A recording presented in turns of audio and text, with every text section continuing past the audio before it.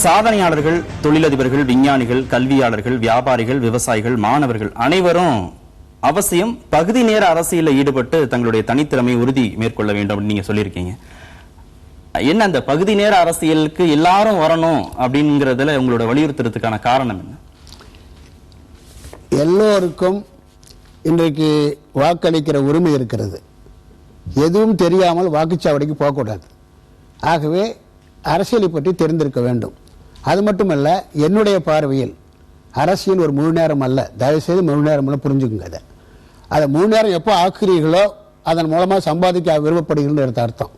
அதனால் ஒரு பகுதி நேரமாவது உங்கள் நண்பர்களோட பேசும்போது அந்த கருத்து பரிமாறல், கட்சிகளை பற்றி தெரிந்து கொள்ளுதல், அதன் கொள்கைகள், அதன் தலைவர்கள், இதை பற்றி தெரிஞ்சாலே ஒரு மிகப்பெரிய அரசியல் பங்கை நீங்கள் பெறுகிறீங்கன்னு அர்த்தம்.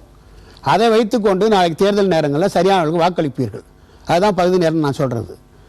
முழு நேரம் என்பது எப்படின்னா, உங்களுக்கு ஒரு அரசியல் வாய்ப்பு வந்து எம்எல்ஏ ஆகி அதே மாதிரி பாராளுமன்ற உறுப்பினர் ஆகி அது முழு நேரம் பண்ணுங்கள்.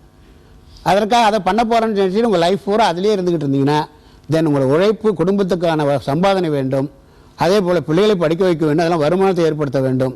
ஆக அதை விட்டு நீ அங்கே போனீங்கன்னா கடைசியில் ஊழல் தான் மிஞ்சும். அதை தடுக்கிறது தான் உங்களுடைய நோக்கம்.